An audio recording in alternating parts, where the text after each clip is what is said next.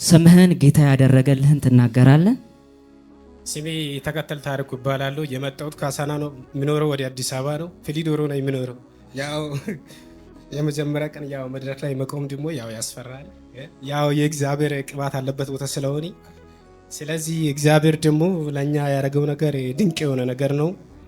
ይቴ ውጭ ነበረችኝ 2 ዓመት ቆይታ ነበረች። ከዛ ከ2 ዓመት ራሱ ብዙም አንደዋወልም ነበር። አንድ ሳምንት እንደውም የደወለች እንደውም 3 ቀን ምናምን ነበር።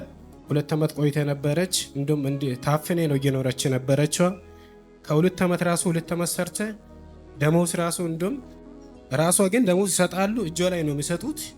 አንድ ቀን ወደኛ ራሱ አስገብታ አታውቅም ነበር። 2 ቀን ብቻ ነው ደሞዝ ራሱ ያስገበችው ማለት ነው። ከ2 ዓመት ውስጥ ራሱ ማለት ነው የ2 ወር ደሞዝ ነበረ የሆነ ጊዜ ላይ ያስገበችው። ከዛ ቀን በኋላ ደውል ራሱ አታውቅም። መደወል ግን አንድ ቀን ብራዚል ሳውዝ አፍሪካ ላይ እሱ ጋር 2 ቀን ደወለችው። 2 ቀን ከደወለች በኋላ እሱ ደግሞ እኔ ጋር ደወለና ያለች ስራ እየሰራች ነው ያው ለመደወል አይመችም ምናምን አለ። እሱ ደግሞ ያው እኛን ለማስናናት ፈልጎ ማለት ነው ለኛ ብሎ እኮ ነው እሱ። ያው ፋዘሩም ደግሞ እየተጨናነቀ ነበር እና ማዘሩም እየተጨናነቀች ነበረች። ስለዚህ እግዚአብሔር እንደው ክብር ለሱ ይሁን። የኛ ጌታ ኃያል ነው። የኛ ጌታ ድንቅ ነው። ስሙ ብሩክ ይሁን። እንደውም ትንቢት እየተነበረ እንደውም ማል ላይ ተቃራኒ ሆኜ ገብቼ ነበር። እንደውም አይቴ እንዲህ ውጭ አለች አንድ ቀን ድምጿ ራሱ ሰምተን አናውቅም እንድትጸልይ ፈልጋለሁ አልኩት። ከዛ ማል ላይ እዛ ጋር ቆሜ ቅባት ማል ላይ እዛ ጋር ደፈና እና መቼ ትውጣ አልከኝ። ከዛ እኔ የምፈልገው እንደውም አሁን ቢመቸኝ አሁን ነበረ ግን ነገ ትውጣ አልኩት። ነገ አልክ? እዛ ብራዚል ዱባይ ነበረ።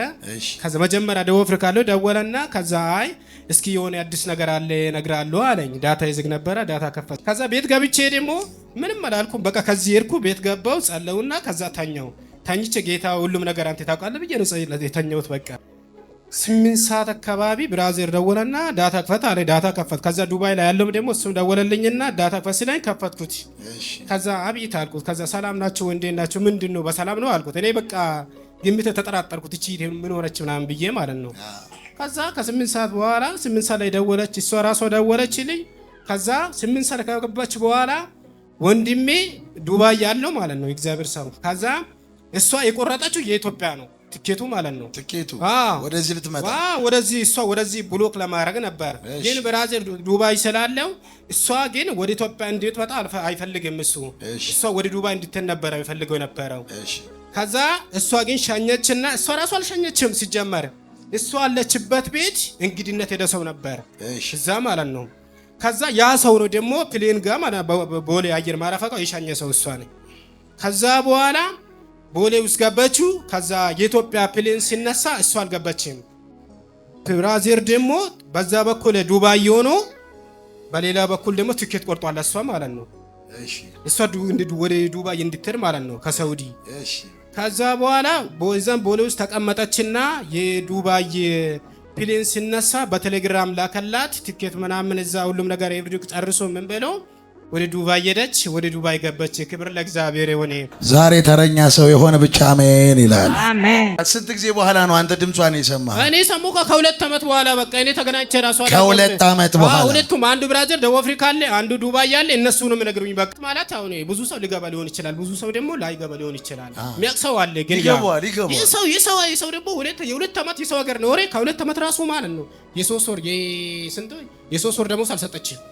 የ3 ወር የ3 ወር ከ3 ወር ራሱ 2 ዓመት ቆይተ ራሱ 1 ወር ሙሉ በላጸ ሰርታለች። 1 ወር ሙሉ ራሱ እኮ ነው የእግዚአብሔር ሰው። በጣም ከባድ ነገር ነው። እኛ እንደውም እኛ እኮ እሷ ወደ ዱባይ ሳይሆን እኛ ኢትዮጵያ ሰው እንድትመጣ ነበር የፈለገ ነው። ዋናው እሷ ትምጣ ነው በቃ። እኛ እሷን ማግኘት ነበር። ጭራሽ ለክብር ሆነላት። በኢየሱስ በጣም የሚገርም ድንቅነት ነው። እንደውም እግዚአብሔርን አሁን ዱባይ ነው ያለችው። አሁን ዱባይ ሆነች። ብራዚል ጋር 1 ሳምንት ቆየችና ከዛ በኋላ ደግሞ ስራ ገባች። ስራ ዱባይ ላይ አሁን ስራ ጀምራለች። ይሄ ጌታ እጅ ይባላል። አሜን። አንተ ላይ ያለው ቅባት አንተ ላይ ያለው መንፈስ እንደምሰራ አውቃለሁ እኔ። ለምን ሺበስ ፈውሽ አይቻለሁ። አይን ማይሰው አይን እያየው ሲሄድ አይቻለሁ። ጎባጣ ሰው ቀና ብሎ እየተራመደ ሲሄድ አይቻለሁ። አንተ ላይ ያለው መንፈስ 100% እንደሚሰራ አውቃለሁ፣ አምናለሁ። እግዚአብሔር ይባርክ፣ ዘመንክ ይባረክ፣ ቤተሰቦች ይባረክ፣ ባለቤት ትባረክ፣ ልጆች ይባረክ። እግዚአብሔር ያኑር።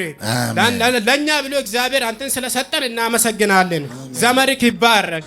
እንወዳለን እና ከብራለን አቺ እህት ፈጽሞ ደግሞ በበረከት ተጥለቅለቅ። የካሳ ይሁንላት እንደተመሰከረው ከክብር ወደ ክብር ይሁንላት። አሁንም ትብዛ ባርከናል። ለአንተም በሌላ ምስክርነት መመለስ ይሁንልህ በኢየሱስ ስም። ለጌታ ክብር